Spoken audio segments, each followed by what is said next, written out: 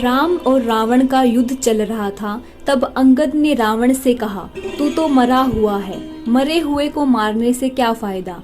रावण बोला, मैं जीवित हूँ, मरा हुआ कैसे। अंगद बोले, सिर्फ सांस लेने वालों को ही जीवित नहीं कहते, सांस तो लुहार की धोकनी भी लेती है। तब अंगद ने मृत्यु के 14 प्रकार बताए। कोल काम बस कृपिन विमूढ़ा, अति दरिद्र अजसी अति बूढ़ा, सदा रोग बस संतत क्रोधी, विष्णु विमुख श्रुति संत विरोधी, तनु पोषक निंदक अग खानी, जीवत शव सम 14 प्राणी। कामवश, जो व्यक्ति अत्यंत भोगी हो, काम वासना में लिप्त रहता हो, जो संसार के भोगों में उलझा हुआ हो, वह मृत समान है।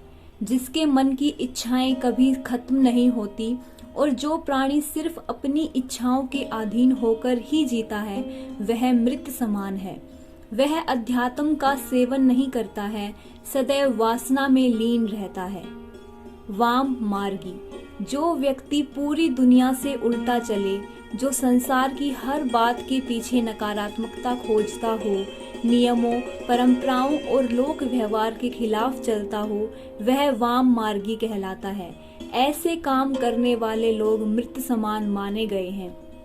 कंजूस, अति कंजूस व्यक्ति भी मरा हुआ होता है। जो व्यक्ति धर्म कार्य करने में, आर्थिक रूप से किसी कल्याणकारी कार्य में हिस्सा लेने से हिचकता हो, दान करने से बचता हो, ऐसा व्यक्ति भी मृत समान ही होता है। अति दरिद्र, गरीबी सबसे बड़ा श्राप है। जो व्यक्ति धन, आत्मविश्वास, सम्मान और साहस से हीन हो, वह भी मृत ही है। अत्यंत दरिद्र भी मरा हुआ है। गरीब आदमी को दुत्कारना नहीं चाहिए, क्योंकि वह पहले ही मरा हुआ होता है।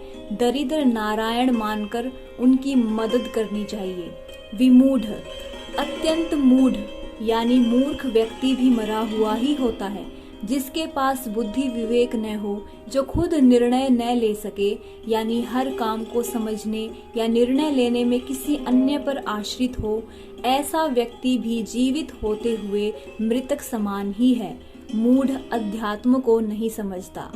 अजसी, जिस व्यक्ति को संसार में बदनामी मिली हुई है, वह भी मरा हुआ है। जो घर, परिवार, कुटुंब, समाज, नगर, राष्ट्र किसी भी इकाई में सम्मान नहीं पाता, वह व्यक्ति भी मृत समान ही होता है। सदा रोगवश, जो व्यक्ति निरंतर रोगी रहता है, वह भी मरा हुआ है। स्वस्थ शरीर के अभाव में मन विचलित रहता है, नकारात्मकता हावी होती है, व्यक्ति मृत्यु की कामना में लग जाता है। जीवित होते हुए भी रोगी व्यक्ति जीवन के आनंद से वंचित रह जाता है। अति बूढ़ा, अत्यंत वृद्ध व्यक्ति भी मृत समान होता है, क्योंकि वह अन्य लोगों पर आश्रित हो जाता है। शरीर और बुद्धि दोनों अक्षम हो जाते हैं।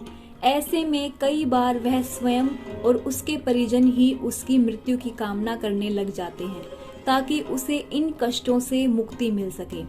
सतत क्रोधी, 24 घंटे क्रोध में रहने वाला व्यक्ति भी मृतक के समान होता है।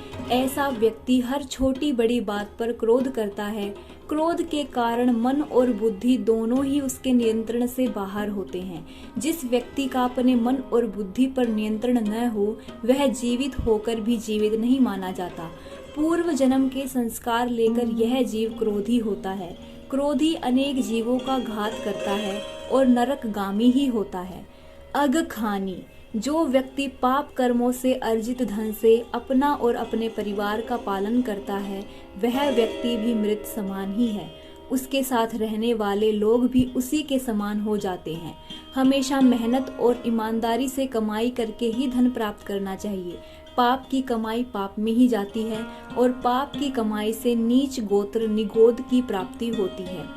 तनु पोषक, ऐसा व्यक्ति जो पूरी तरह से आत्मसंतुष्टि और खुद के स्वार्थों के लिए ही जीता है, संसार के किसी अन्य प्राणी के लिए उसके मन में कोई संवेदना न हो, ऐसा व्यक्ति भी मृतक समान ही है। जो लोग खाने पीने में, वाहनों में स्थान के लिए हर बात में सिर्फ यही सोचते हैं कि सारी चीजें पहले हमें ही मिल जाएं, बाकी किसी अन्य को मिले ही ना, वे मृत समान ही होते हैं। ऐसे लोग समाज और राष्ट्र के लिए अनुपयोगी होते हैं। शरीर को अपना मानकर उसमें रत रहना मूर्खता है, क्योंकि यह शरीर विनाशी है, नष्ट होने वाला है। निंदक, अकारण निंदा करने वाला व्यक्ति भी मरा हुआ होता है, जिसे दूसरों में सिर्फ कमियां ही नजर आती हैं। जो व्यक्ति किसी के अच्छे काम की भी आलोचना करने से नहीं चूकता, ऐसा व्यक्ति जो किसी के पास भी बैठे तो सिर्फ किसी न किसी की बुराई ही करे, वह व्यक्ति भी मृत समान होता है। पर निंदा करने से नीच गोत्र का बंध होता है। परमात्मा विमुख, जो व्यक्ति ईश्वर यानी परमात्मा का विरोधी है, वह भी मृत समान है। जो व्यक्ति यह सोच लेता है कि कोई परम तत्व है ही नहीं, हम जो करते हैं वही होता है, संसार हम ही चला रहे हैं, जो परम शक्ति में आस्था नहीं रखता, ऐसा व्यक्ति भी मृत माना जाता है। श्रुति संत विरोधी, जो संत ग्रंथ पुराणों का विरोधी है, वह भी मृत समान है। श्रुत और संत समाज में अनाचार पर नियंत्रण का काम करते हैं।